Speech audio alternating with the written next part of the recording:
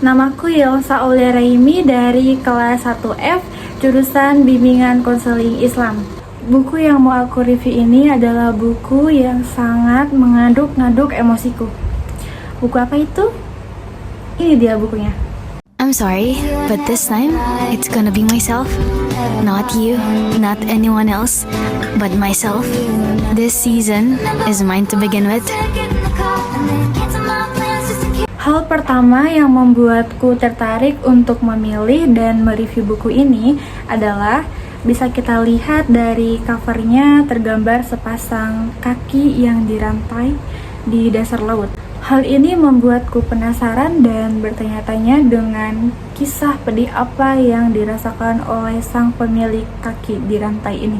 Laut Bercerita adalah sebuah novel yang ditulis oleh Leila E. Chudori, seorang penulis dan kritikus film. Namanya dikenal melalui karya-karya berupa cerpen, novel, dan drama televisi. Beberapa karyanya seperti Pulang, Namaku Alam, Laut Bercerita, dan masih banyak lagi. Saking populernya, buku ini tuh udah diterjemahkan ke dalam bahasa Inggris loh. Terus juga udah dibuatkan film pendek berdurasi 30 menit. Wow, keren ya. Jadi di buku Laut Bercerita ini tentang peristiwa bersejarah di Indonesia pada tahun 1998 yang memakan korban banyak banget. Dan sampai sekarang itu belum ada kepastian gitu ya, siapa dalangnya, lalu bagaimana kejadian yang sebenarnya tuh belum jelas. Jadi, novel Laut Bercerita ini mengambil dari dua sudut pandang. Di bagian pertama diceritakan dari sudut pandang seorang anak laki-laki yang bernama Biru Laut.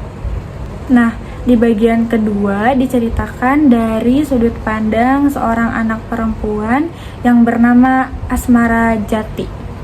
Jadi Biru Laut dan Asmara Jati ini tuh adalah kakak beradik yang dimana mereka itu hidup di zaman Orde Baru. Di masa itu banyak banget hal-hal yang dilarang. Misalnya nih, ketika di masa Orde Baru itu yang terkenal tuh ada Petrus alias penembakan misterius.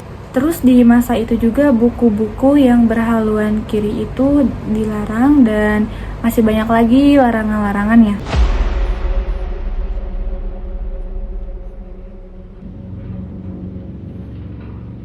Nah, di bagian pertama ini ceritanya tentang Biru Laut. Jadi, Biru Laut tuh seorang mahasiswa dan juga aktivis yang memang dia tuh aktif dalam berkegiatan. Kemudian di bagian pertama dilatar belakangi di Yogyakarta pada tahun 1991. Di mana di masa waktu itu ada beberapa mahasiswa termasuk Biru Laut. Mereka tuh punya kecintaan akan dunia sastra, dan salah satunya juga mereka suka membaca buku-bukunya Pramoedya Anantatur yang dimana di masa itu tuh dilarang. Kemudian Biru Laut bertemu dengan mahasiswi yang bernama Kinan. Nah, dari Kinanlah akhirnya Biru Laut berkenalan dengan dua organisasi, namanya Winantra dan Wirasena. Kedua organisasi ini tuh bisa dibilang punya pemikiran yang sama dengan Biru Laut. Jadi mereka tuh pengen banget hidup di negara yang demokratis. Jadi di bagian pertama itu diceritain tentang pergerakan mahasiswa pada masa itu, termasuk Biru Laut. Jadi gimana mereka tuh melakukannya secara sembunyi-sembunyi, melakukan diskusi, kemudian aktif menyiapkan strategi untuk memulai pergerakan. Dan menariknya lagi di bagian pertama ini tuh alurnya macem-macem ya, bisa dibilang maju mundur. Di satu babnya misalnya berlatar belakang di Yogyakarta tahun 1991, lalu di bab keduanya tuh berlatar belakang di sebuah tempat yang gelap di tahun 1998. Jadi ceritanya tuh terkesan misterius gitu ya, karena kita tuh harus jeli memperhatikan gitu, harus fokus latarnya, kemudian apa sih yang dihadapi oleh mahasiswa-mahasiswa ini di dalam cerita ini. Pokoknya setelah bertemu dengan Kinan, akhirnya Biru Laut ini tuh bergabung dengan organisasi-organisasi sama Kinan dan juga teman-temannya. Dan di situ mereka aktif berdiskusi dan kegiatan untuk menentang pemerintah di masa itu. Tapi pemerintah juga sebenarnya nggak tinggal diam. Mereka juga berusaha untuk menangkap dan menyiksa biru laut dan teman-temannya. Bahkan pokoknya biru laut dan teman-teman ini tuh kejar-kejaran gitu. Mereka akhirnya jadi buronan, dicari-cari oleh Intel. Terus nih, cara penulis mendeskripsikan penyiksaannya tuh kayak bener-bener kayak nyata banget. Dan memang untuk adegan ini diambil dari salah satu pengalaman narasumbernya sendiri.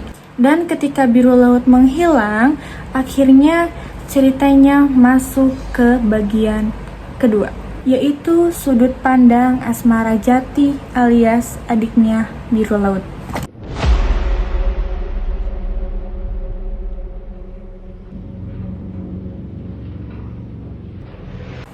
Di bagian kedua ini itu kita dibuat kayak terharu dengan kisah keluarga biru laut, gimana ayahnya, ibunya, Asmara Jati. Mereka ini setia dan sabar untuk menunggu biru laut pulang. Menurutku novel Laut Bercerita ini tuh secara langsung mengajak kita untuk mengetahui gimana kelamnya sejarah Indonesia dan juga menjadi pengingat ya kalau di tahun 1998 itu ada sebuah tragedi yang sebenarnya nggak boleh dilupakan dan harus terus dibicarakan. Nah, itu saja review novel Laut Bercerita dari aku.